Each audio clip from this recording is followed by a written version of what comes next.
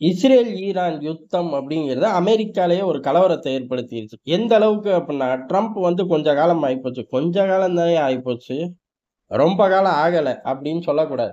அவர் வந்ததுக்கு அப்புறம் இதுவரைக்கும் பெருசா ஆட்கள மாத்திருக்காரா? ஒரே ஒரு மனுஷன். அதுவும் அவரு ஒரு யுத்த நடவடிக்கைய போய் ஒரு பத்திரிக்கையாளர குரூப்ல சேர்த்து பேசினா விளங்குமா?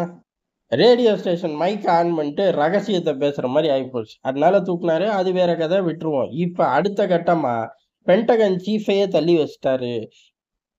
இன்டெலிஜென்ஸ் டைரக்டரையும் தள்ளி வச்சுட்டாரு அப்படிங்கிறது தான் காட்டுத் தீ மாரி பரவுது. காரணம் இந்த 2 நபர்கள் இல்லாம யார வச்சுப்பா திட்டங்கள் தீட்டுறீர்கள் அப்படின்னு கேட்டா, யாரையோ வச்சு தீட்டு போறோம். உனக்கு என்ன வந்துருச்சு? அப்படின்னு சொல்லி சுலபமா கடந்து போறார்கள். ஆனா பென்டகனும் சரி, வெள்ளை மாளிகையும் சரி அப்படிலாம் ஒண்ணும் கிடையாது. இந்த பயப்பிள்ளைகளுக்கு அந்த கேபினட்ட ஷேக் பண்றதுக்கே துடிக்கிறாய்ங்க. ட்ரம்போட டீம் அப்படின்னாலே இவனுங்களுக்கு வயிறெல்லாம் கப்புன்னு எரியுது. சோடாலாம் நாங்கனால ஊத்தி குடுக்க முடியாது. அதனால நீ சொல்ற எதையும் நாங்க கண்டுக்க போறதில்ல. போடா! அப்படின்னு சொல்லாத குறையா போயிட்டாய்ங்க. சரி இது ட்ரம்ப்க்கு ஒண்ணும் புதுசு கிடையாது. பொதுவா யாரையாச்சும் பேச அனுப்புவார். அவரு போய் லேண்ட் ஆகி பேசணும். ஆனா அந்த கால இடைவெளி கூட தரமாட்டார். அவரு போய் லேண்ட் ஆகும்போதே திருப்பி ஏறி வந்துரு உன்னைய பதவியிலருந்து தூக்கிட்டாரு அந்த மனுஷன் அப்படின்னு இறங்குன உடனே சொல்லிப்புடுவாய்ங்க. இந்த அளவுக்கு ஆக்ரோஷம், கோவம் எதனால அப்டின்னா, பர்சனலா ட்ரம்ப் போறார் அப்படின்னு சொல்லப்படுது. ட்ரம்போட ஃபர்ஸ்ட் டெர்ம்லயே ஈரான அமெரிக்காவே தாக்கியிருக்கும். இஸ்ரேல் என்ன தாக்குறது? நானே தாக்குறேன் பார் அப்படிங்கிறது தான் ட்ரம்போட நிலைப்பாடு. ஆனா, ட்ரம்ப் ஏறக்குறைய ஒரு 3 வருஷத்த கடந்துட்டாரு.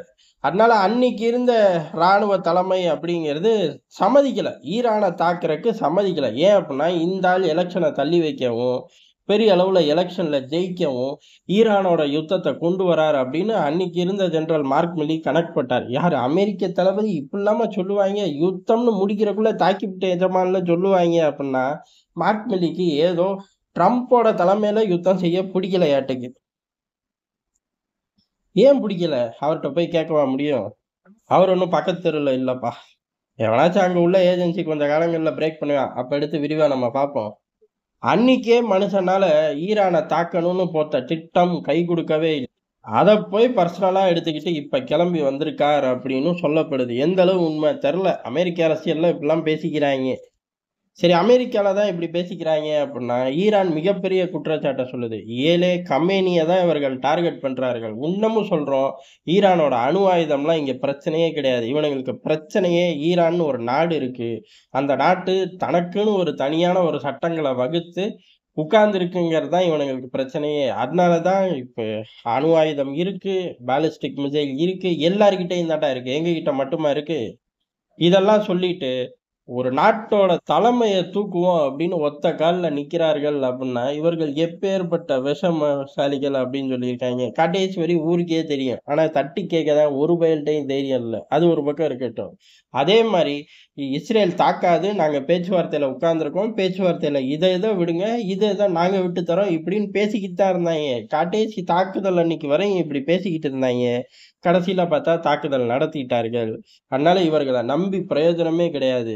ட்ரம்ப் வாய தொறந்து சொல்றது பூரா பொய்யி. பொய்ய தவிர ட்ரம்ப்புக்கு வேற எதுவும் தெரியாது அப்படின்னு சொல்லி கமேனியோட அட்வைசர் கிழிச்சு வீசிட்டாரு. அவர் ஒரு பக்கம் கிழிச்சு வீச, இவர் ஒரு பக்கம் கூட இருந்த ஆட்களே கிழிச்சு வீச, யுத்தம் அப்படிங்கிறது அமெரிக்காவுக்கு புடிச்சது. அதுல ஒண்ணும் மாற்று கருத்து கிடையாது. எவன கூப்பிட்டு கேட்டாலும் சொல்லிருவாய்ங்க. அந்த பயலுக அரசு நடத்துறதே ஒண்ணே ஒண்ணுதான். ஆயுதங்கள் விக்கிறதுக்கு தான். அவனுங்க வாங்கி வச்சிருக்க ஆயுதங்கள அழிக்க தான். இத தாண்டி வேற எதுவும் இருக்கா? ஒண்ணும் கிடையாது. அப்ப இந்த யுத்தத்துல அவனுங்களுக்கு இன்ட்ரெஸ்ட் கொட்டி கிடக்கு அப்படிங்கிறாய்ங்க. ஆனா யுத்தத்த எப்படி முடிக்கிறதுன்னு தான் தெரியல. அந்த முடிவு தெரியாம தான் ட்ரம்ப் தலைகீழ இருந்து தண்ணி குடிக்கிறார் அப்படின்னு சொல்லப்படுது. முடிவே வேண்டாம். 3ஆம் நூற்றாண்டுல இருந்து இந்த பிரச்சனை ஓடிக்கிட்டு தான் இருக்கு. இந்த நூற்றாண்டுல மட்டும் விடை வந்துருமா? அது தேவையில்ல. சம்பவம் மட்டும் பண்ணுவோம்னு இஸ்ரேல் துடிக்குது. எது? கமேனிய தூக்கிருவோம், யுரேனியத்த அழிச்சுப்புடுவோம், பாலிஸ்டிக் மிசைல் அழிச்சுப்புடுவோம். அதுக்கடுத்து வரத பார்த்துக்குவோம் அப்படிங்கிறார்கள்.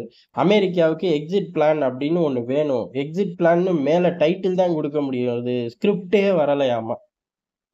ஏன் அப்டின்னா, ஈரானோட நிலப்பரப்பு அப்படி, ஈரானுக்குள்ள ஆட்கள் அப்படி, ஈரான் வளர்ந்த நாடு. அது அப்படியே தரைமட்டமா உட்கார்ந்திருக்க நாடு கிடையாது. அப்படி போற போக்குல தட்டி தூக்க. இவ்வளவு பிரச்சனை இருக்கிறனால தான், இவருக்கு அகைன்ஸ்டா ஒரு வார்த்தை சொன்னா கூட பென்டகன் சீஃப்க்கு அடுத்த மீட்டிங்ல இடம் இல்ல. இன்டெலிஜென்ஸ் டைரக்டருக்கும் அதே மீட்டிங்லயே இடம் இல்ல. ஏன்னா, அந்த அம்மையார் ஏற்கனவே பல விஷயங்கள் செஞ்சு விட்டார்கள். ஏற்கனவே ஜப்பான்ல அணு தாக்குதல், அதனால ஏற்பட்ட பாதிப்புகள், இதெல்லாம் சில ஃபுட்டேஜஸ், சில பதிவுகள்னு போட்டதுல ட்ரம்ப் அப்செட். அதனால அந்த மீட்டிங்லயே ஸ்கிப் பண்ணிட்டார். இவருக்கு பென்டகன் சீஃப்‌க்கு ஒரு தயவு தாட்சணியா அடுத்த மீட்டிங்ல ஸ்கிப் பண்ணியிருக்கார். இதுதான் அமெரிக்காக்குள்ள பரபரப்பா நடக்குது. ஈரான் தாக்குதல் விவகாரத்துல. ஈரான தாக்கியே தீருவோம் அப்படிங்கிறதுல ட்ரம்ப் உறுதியா இருக்காரு. ட்ரம்போட டீம் அப்படிங்கிறது 50% உறுதியா இருக்கு. அமெரிக்க எந்திரம் அப்படிங்கிறது அது ஒரு 75% உறுதியா இருக்காமா. ஏன் அப்படின்னா, எங்க ஈரானோட ஒரு யுத்தத்துக்குள்ள நம்மள ரஷ்யாவ உக்ரைனுக்குள்ள இழுத்து விட்டுற மாரி இழுத்து விட்டுருவார்களோ அப்படின்னு சொல்லி அமெரிக்காவோட வார் மிஷின் ஒரு 75% ஜெயிச்சிடலாம்னு நம்புது. 25% ரஷ்யாவுக்கு உக்ரைன்ல எப்படி இழுத்து விட்டோமோ அதே மாதிரி நம்மளை இங்க இழுத்து விட்டுருவாங்க அப்படின்னு ஆழமா நம்புது.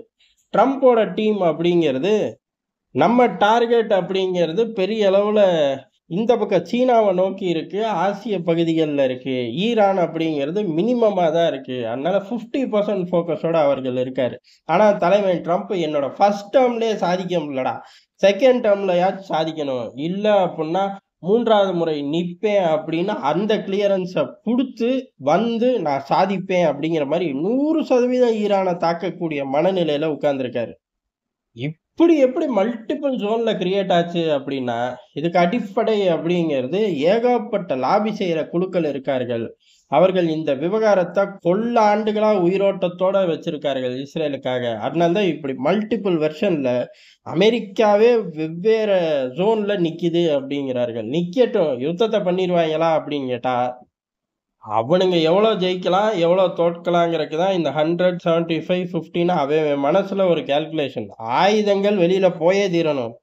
ஆயுத கம்பெனிகள் அப்படியே லாபத்தை குமிச்சே தீரணும். அதன் மூலியமாவே இந்த உலகத்தை பதட்டத்துல வச்சிருக்கணும். பதட்டத்தின் மூலியமா டாலர்கள் அந்த சைடுல ஆதிக்கம் செலுத்தணும். இப்படி பார்த்தோம் அப்படின்னா இந்த யுத்தத்தை நடத்திப்பிடுவாங்க. இதானே அமெரிக்காவோட வளமையான யூனிஃபார்ம். இப்ப டிலே ஆகுறக்கும், பிரிஞ்சு கிடக்கிறக்கும், உள்ளுக்குள்ள வெள்ளை மாளிகையிலே குஸ்தி சண்டை வந்ததுக்குமான காரணங்கள் அப்படிங்கிறதான் இத பார்க்கப்படுது. இதுல இருந்து எது வெடிக்கும்? சத்தியமா ட்ரம்ப் கையில இருக்கிறது தான் வெடிக்கும். ஏன்னா அவர்தான் பிரசிடென்ட்.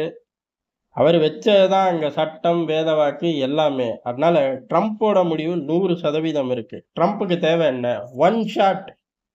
ஈரானோட பதிலடி கொடுக்கக்கூடிய அந்த ஒரு பலம் அப்படிங்கிறது 100% பொசுங்கிடணும். ஓகே அப்படிங்கிறாரு.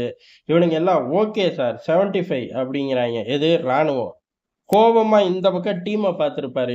டீம் ராணுவத்தை 25 கூட்டுன்னு சொல்லுன்னு எதிர்பார்த்திருப்பாரு. இவனுங்க ஒன் ஷாட் ஓகே சார் 50% அப்படின்ட்டு இருக்காங்க.